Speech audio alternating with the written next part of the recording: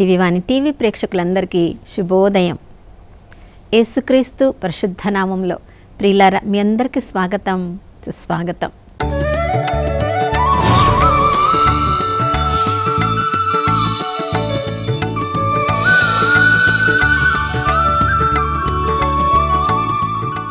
గడిచిన దినమంతా కాచి కాపాడిన దేవునికి మనసారా వందనాలు తెలియచేద్దాం. దేవుని ప్రేమ తరిగిపోలేదు, ఆయన కరుణ సమసిపోలేదు. ప్రతి ఉదయము ఆ ప్రభుని ఎవరెవరు వెతుకుచున్నారో వారందరిపై నూతనంగా తన ప్రేమను కరుణను కుమ్మరిస్తానని వాగ్దానం చేసిన దేవుడు నమ్మదగినవాడు, విశ్వసనీయుడు ప్రియులారా. కాబట్టి మనమందరము ఆ ప్రభు వైపు ఈ ఉదయకాలంలో ఆశగా చూస్తున్నాం. కాబట్టి ఆ ప్రభువు కూడా పరంపరంగా తన ప్రేమను కరుణను మనందరి మీద కుమ్మరిస్తూ ఉన్నారు. నా ప్రియ సహోదర సహోదరి, జీవితంలో రకరకాల పరిస్థితుల గుండా మనం ప్రయాణం చేస్తూ ఉంటాం. మన జీవిత దశల్లో ఒక్కొక్క దశలో ఒక్కొక్క రకమైన పరిస్థితిని మనం ఎదుర్కొంటూ ఉంటాం. ప్రతిరోజు మన జీవితము సాఫీగా జరిగిపోదు. కొన్నిసార్లు దేవునికి దగ్గరగా ఉన్నట్లు అనిపిస్తుంది, కొన్నిసార్లు దేవుని నుండి దూరంగా మనం జీవిస్తున్నాము అన్నట్లుగా అనిపిస్తుంది. కొన్నిసార్లు మన పాప జీవితమే కావచ్చు, కొన్నిసార్లు మన దోష జీవితమే కావచ్చు, కొన్నిసార్లు మనము తల్లిదండ్రుల దగ్గర నుంచి వంశపారంపర్యంగా పొందిన శాపకరమైన జీవితమే కావచ్చు. ఏదో ఒక కారణం వల్ల దేవుని నుండి దూరంగా వెళ్ళిన ప్రతిసారి దేవుడు మరలా మనము తన దగ్గరికి చేరడానికి ఎన్నెన్నో అవకాశములను మనకి కల్పిస్తూ ఉంటారు ప్రియులారా. వాటన్నిటిలో ప్రభుకి దగ్గరగా మరొకసారి మనము చేరాలంటే ఉపవాసము చాలా మనకి దేవుడికి ప్రీతికరమైనది. చూడండి, యేసు ప్రభు కూడా ఉపవాసం గురించి చెప్తూ మత్తయి సువార్త 6:16 మీరు ఉపవాసము చేయునప్పుడు అన్నారు. మీరు ఉపవాసము చేయగలిగితే చేయండి అని చెప్పలేదు ప్రియులారా. ఉపవాసము ఉండునప్పుడు అంటే తప్పకుండా మీరు ఉపవాసం ఉంటారు, మీ పాపములకు గాను మీరు పశ్చాత్తాపడతారు, ఆ పశ్చాత్తాపడే హృదయాన్ని నేను మీకు అనుగ్రహిస్తాను అని దేవుడికి తన బిడ్డల మీద ఉన్న అపార నమ్మకం వలన మీరు ఉపవాసము చేయనప్పుడు అందరి కంట్లో మీరు పడకుండా మీరు రహస్యంగా ఎవ్వరికి తెలియకుండా ఉపవాసం చేయాలి. మీ ముఖము కూడా మీరు ఉపవాసం చేస్తున్నట్లుగా దిగులుగా వాడిపోయి అలా ఉండకుండా మీరు చేస్తున్న దానిలోని ఉపవాసంలో ఉన్నప్పుడు మీరు రహస్యంగా చేసేది దేవుడికి మీకు తెలియనట్లుగా మీరు ఉండాలి అని చెప్తూ ప్రియులారా, మీరు రకరకాల ఉపవాసాలను బైబిల్ గ్రంథంలో మనం చూస్తూ ఉన్నాం. ఉపవాసము చేయనప్పుడు ముఖ్యంగా మనం చేయవలసింది ప్రతిరోజు లోకపరంగా చేస్తున్న ఆ క్రియలను కాకుండా దేవుడికి ప్రీతికరమైన విధంగా దేవుడికి దగ్గరకు మనల్ని చేర్చే కార్యాలు మనం చేయాలి. ఏ కార్యాల వల్ల దేవుని నుండి మనం దూరంగా వెళ్ళిపోయామో వాటిని వదిలివేసి ఏ కార్యాలు చేస్తే దేవునికి దగ్గర అవుతామో ఆ కార్యాలను చేయాలి. అవే ఉపవాసం చేయట, ప్రార్థన చేయట, దాన ధర్మాలు చేయట ఈ తపస్సు కాలంలో మనం చేస్తూ ఉంటాం ప్రియులారా. ఉపవాసము ఒక దినము చేసిన వాళ్లను మనం చూస్తూ ఉన్నప్పుడు న్యాయాధిపతుల గ్రంథం 20వ అధ్యాయం 26వ మనం చూస్తున్నప్పుడు ఒక రోజంతా కూడా వాళ్ళు ఉపవాసం ఉన్నారని మనం అక్కడ చదువుతున్నాం ప్రియులారా. 3 రోజులు ఉపవాసం చేశారు అని మనం అనగానే మనకు గుర్తుకొచ్చే వాళ్ళు ఎస్తేరు రాణి. తన యూదా జాతిని ఆ దేశపు రాజు ఇచ్చిన ఆ ఆజ్ఞ ప్రకారము ఆ జాతి అంత నశించిపోకుండా తన జాతి వాళ్ళందరినీ కూడా నాతో పాటు మీరు 3 రోజులు ఉపవాసం చేయండి అని వారు 3 రోజులు చేసిన ఉపవాస ప్రార్థనలో ఆ దేవుని కృప వలన తన జాతి అంతా నశించిపోకుండా ఆమె కాపాడుకున్నది. అదేవిధంగా పౌలు భక్తుని జీవితాన్ని మనం చూసినప్పుడు ఆయన మారు మనసు పొందే ప్రక్రియలో అపోస్తుల కార్యములు 9వ అధ్యాయం 9వ మనం చదువుతున్నాం.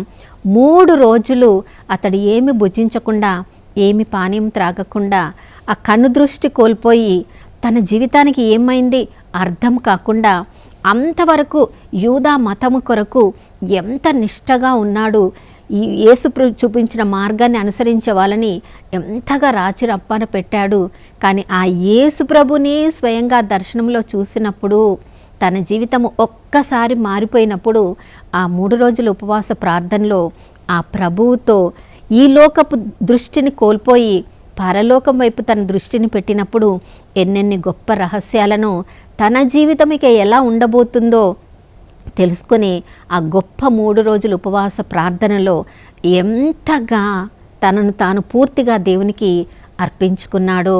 ప్రియులారా, అదేవిధంగా యోనా ప్రవక్త కూడా దేవుడు చెప్పిన ప్రవచనాన్ని చెప్పమన్నప్పుడు అది చెప్పకుండా దూరంగా వెళ్ళిపోతున్నప్పుడు అతని దారిని మార్చడానికి ఆ తిమ్మింగలము కడుపులో ఉన్నప్పుడు ప్రియులారా, తనంటే ఇక ఏది భుజించలేడు కాబట్టి ఉపవాస ప్రార్థనలో దేవునికి తన మొరను చెప్పుకుంటున్నాడేమో, తను చేసిన తప్పును ఒప్పుకుంటున్నాడేమో. ఇంకా ఒక్క అవకాశం ఇస్తే తప్పకుండా ప్రవ్వా నీవు చెప్పమన్న ప్రవచనం నేను చెప్తాను, మరొక అవకాశం ఇవ్వమని వేడుకుంటున్నాడు. ప్రియులారా, అదే కాకుండా తను ఉన్న తిమ్మింగలము కూడా ఉపవాసంలో ఉంచాల్సిన పరిస్థితి వచ్చింది.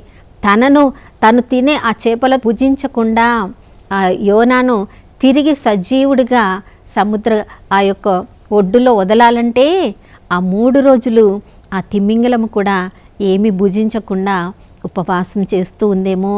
కొన్నిసార్లు మనం ఉపవాసం చేసినప్పుడు మనతో ఉన్నవాళ్ళు, మనతో ఉన్న సృష్టి కూడా కన్నీరు కారుస్తూ అంగలారుస్తూ ఉపవాసం చేస్తూ ఉంటుందేమో. ప్రియులారా, 7 రోజులు ఉపవాసం చేసిన వాళ్ళని మనం చూస్తూ ఉన్నప్పుడు దావీదు రాజు పాపము చేసినప్పుడు బెత్షెబ గర్భము ధరించినప్పుడు తన కుమారుడు జబ్బు పడ్డాడు. నాతాను ప్రవక్త ద్వారా తను చేసిన తప్పును ఒప్పుకున్నాడు. దేవుడు నా తప్పును ఒప్పుకున్నాను కదా, నన్ను క్షమించాడు, నా శిశువునైనా నా కుమారుడినైనా కాపాడతాడేమో అని జబ్బు పడిన ఆ కుమారుడి కోసము ప్రార్థన చేస్తున్నాడు. సమూయేలు 2వ గ్రంథం 12వ అధ్యాయంలో మనం చదువుతున్నాం. 7 రోజులు అతడు ఉపవాస ప్రార్థన చేసి, ప్రభా నేను చేసిన తప్పుకు నా కుమారుణ్ణి, చిన్నవాణ్ణి, పసికందును ప్రభా ఈ జబ్బు నుంచి కాపాడు, అతడు ఏ పాపం చేయలేదు కదా అని ప్రార్థించాడేమో. కానీ 7 రోజులు ఉపవాస ప్రార్థన తర్వాత కూడా దేవుడు పాపమును అతడు భరించలేడు కాబట్టి పాపములో జన్మించిన ఆ కుమారుణ్ణి తిరిగి తన దగ్గరకు తీసుకున్నాడు. కానీ ప్రియులారా, దేవుడు పశ్చాత్తాపడ్డానికి దావీదు రాజుకి అతడు అనుగ్రహం ఇచ్చాడు కాబట్టి పశ్చాత్తాప పడిన తర్వాత బత్షెబ ద్వారా జన్మించిన సొలొమోనుకి గొప్ప రాజుగా చేశాడు. చూడండి, దావీదుకు జన్మించిన రాజులందరిలో సొలొమోను తప్ప ఎవరు కూడా రాజుగా మారలేకపోయాడు. ఆ సొలొమోను రాజుకు దేవుడిచ్చినంత జ్ఞానము, తెలివి అతని ముందు కానీ తన తర్వాత కానీ ఎవరికి కూడా అంత జ్ఞానము వాళ్ళు సొంతం చేసుకోలేకపోయారు. ప్రియులారా, ఆ దావీదు రాజు చూడండి, రాజుగా అభిషేకింపబడక ముందు మొదటి రాజుగా ఎన్నుకోబడిన సౌలు అతని కుమారులు మరణించినప్పుడు దావీదు రాజుగా అతడు అభిషేకింపబడినవాడు. ఆ మరణ వార్త విన్నప్పుడు ఎంతో బాధపడ్డాడు. చూడండి, అతని యొక్క శవమును చెట్లకు వ్రేలాడ తీసినప్పుడు, అతనితో పాటు అతని కుమారుల శవములను కూడా వ్రేలాడ తీసినప్పుడు యాబేషు గిలాదు ప్రాంతాలకి చెందిన ఆ పౌరులు అది విన్నప్పుడు వారు అక్కడికి వెళ్ళి సౌలు రాజుది అతని కుమారులను శవములను తీసుకొని వచ్చి అతను పాతిపెట్టిన తర్వాత 7 రోజులు వాళ్ళు ఉపవాసం చేశారని సమూయేలు 2వ గ్రంథం 31వ అధ్యాయం 13వ వచనంలో మనం చదువుతున్నాం. మనకు చెందిన వాళ్ళు ఎవరైనా పాపములో వాళ్ళు మరణించినప్పుడు వాళ్ళ పాపమునకు క్షమాపణగా ప్రియులరా దాని నుంచి ఓదార్పును పొందడానికి, ఊరటను పొందడానికి ఆ యాబేషు గిలాదు ప్రజలు వారి కొరకు ఉపవాస ప్రార్థన చేసినట్లుగా మనం చదువుతున్నాం. తర్వాత 10 రోజులు ఉపవాసం ప్రార్థన చేసింది దానియేలు గ్రంథం 1వ అధ్యాయం 12వ వచనంలో చూడండి. ఆ దానియేలు అతని స్నేహితులు తమ యొక్క నాయకుడైన ఆ వ్యక్తిని వాళ్ళు వేడుకుంటున్నారు. అయ్యా, రాజగృహం నుండి తీసుకువచ్చిన ఆ యొక్క పానీయములు కానీ ఆ పంచభక్ష పరమాన్యములు కానీ మాకు వద్దు, మేము పాక్షికంగా ఈ ఆకుకూరలనే కూరగాయలని మేము తింటాము, వారితో మమ్మల్ని పోల్చి చూడండి, దేవుడి కృప ద్వారా వారికంటే మేము ఆరోగ్యవంతులుగా ఉంటే మమ్మల్ని ఈ 10 రోజులు మీరు మమ్మల్ని పరీక్షించి చూడవచ్చు అని 10 రోజులు వాళ్ళు పాక్షికంగా ఉపవాసం చేసినట్లుగా మనం గమనిస్తూ ఉన్నాం. ప్రియులారా, యెషయా గ్రంథం 58వ అధ్యాయంలో కూడా దేవునికి ప్రీతికరమైన ఉపవాసం గురించి చెప్తున్నాడు.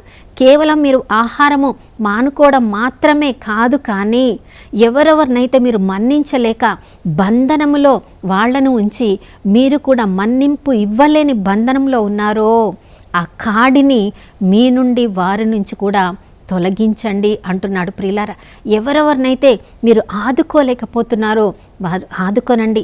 ఎవరెవరికైతే వాళ్ళు పేదలుగా ఆహారం లేకుండా ఉన్నారో మీ ఆహారాన్ని వారికి ఇవ్వండి.